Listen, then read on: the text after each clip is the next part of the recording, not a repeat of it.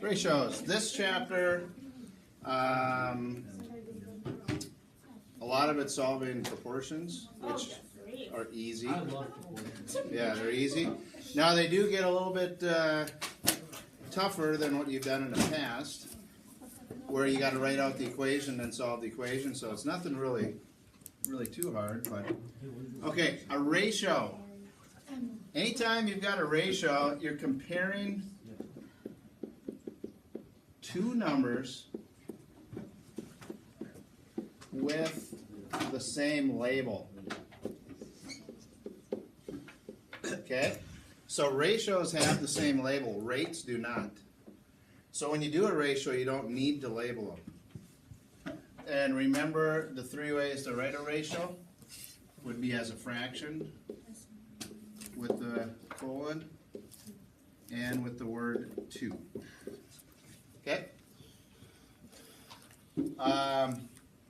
The one thing we got to watch for is if we had something like this where they're comparing 3 inches to 3 feet. We have some of these today where you got to simplify this ratio. Right, you got to have the same measurement. So you either got to change this to feet or this to inches. It's always easier to make the bigger one into the smaller one. Everyone put their iPads away now. So 3 feet, I would convert to 36 inches. So then you can divide them both by 3, and you'd get 1/12. Okay? Now, a proportion is two ratios that are equal. Okay? We know that's true, right? 1/2 is 2/4. And any way you can check a proportion, first of all, is if they reduce to the same fraction, which they do, or if they make the same decimal, you can divide them out. Or, this is what we'll be using, the cross products are equal. 2 times 2 has to equal 4 times 1. You guys remember that? Okay. So, when we solve proportions, okay, everyone remember how to solve a proportion? Cross multiply and divide, yep. So x is 2. Now, in a proportion, I'll just use this one again. It's not that big of a deal, I guess, if you don't know what these two are. But the extremes are this one and this one. And the means are these two. So if they ask you to find the extremes, it's kind of like if you go in order, if you start here and you go down and then up and over. The first and the last are the extremes, and the two in the middle are the means. Now that's going to come into play when we do something that's called geometric means. Okay? So again, it really doesn't matter if you know what numbers are the extremes and which ones are the means. All it is these two are the extremes and these two are the means. So like I told you before, simplifying ratios, if they have different measurements, you got to make them the same measurement before you can simplify. So, kilograms and grams. Everyone know how many grams are in a kilogram, I hope? 1,000. So what you can do is convert this to grams, take it times 1,000, and it'd be 16,000. Then you can just cross off zeros to make it a little easier. So you have 160 over 8. You can divide them both by 8. And you would get 20 to 1. Okay? You don't need to label them. So 7 feet, 21 yards. You either got to make this to yards or this to feet. It's usually easier to make the bigger unit into the smaller because then you don't have to worry about decimals. Everyone know how many feet are in a yard, I hope?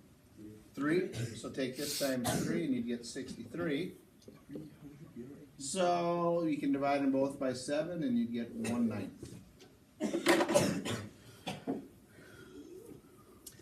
This is the one that's a little different now. you did a little bit of this in algebra. These are going to come up more now in this chapter, what we're doing. You notice in the other ones, when we solve proportions, there's one thing missing, right? So you just cross multiply and divide. You notice here, it's got two t's in it. So when you have something like this, you have to write an equation out to solve it. And what that is you need to know on proportions, this times this has to equal this times that. Right? Remember when I showed you that? To check if they're equal, you just cross multiply. That times that has to equal that times that. So that's your equation. 8 times t, which is 8t, has to equal this times this. Now here's where people make errors, so everyone watch this so you don't mess this up. When you take this times two things, you got to take 3 times both of them. If you wrote it out, it would be like this, 3 times t plus 4. A lot of times people just take the 3 times the t and not the 4, and then it's all wrong. So what this is then, is it's 3t plus 12. So you got to remember, if there's two things here, take the 3 times both of them. And they're simple equations to solve. I just got to get the t over here, so you subtract it. And then divide by 5. And if you want to write it, you could leave it 12/5, or it would be 2.4.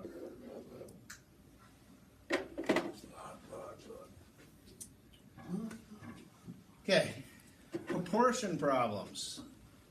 Proportion word problems give you 3 numbers and you're looking for a 4th. So here we've got a number, and a number, and they're asking what is the length. So anytime you have that, you can write a proportion.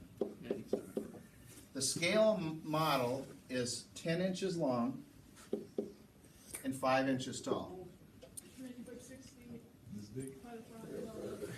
So the other one goes on the bottom, right? Because since the 5 is for how tall it is, 60 is how tall. So since I put 5 on the bottom, you got to put 60 on the bottom. Okay? Whatever you do here, you got to follow that pattern over here. Cross, multiply, and divide. 10 times 60 divided by 5. 120 inches. Okay? Alright, so these are simple. Cross, multiply, and divide. These you got to write out as an equation. So the cross products have to be equal. 6 times x, 6x, has to equal 4 times that. So remember, you got to take this 4 times both of these. 4 times 3x is 12x. 4 times negative 12 is negative 48. So get the x's together, subtract 12x.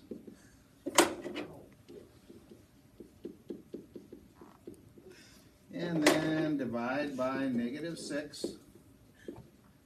And you get positive 8.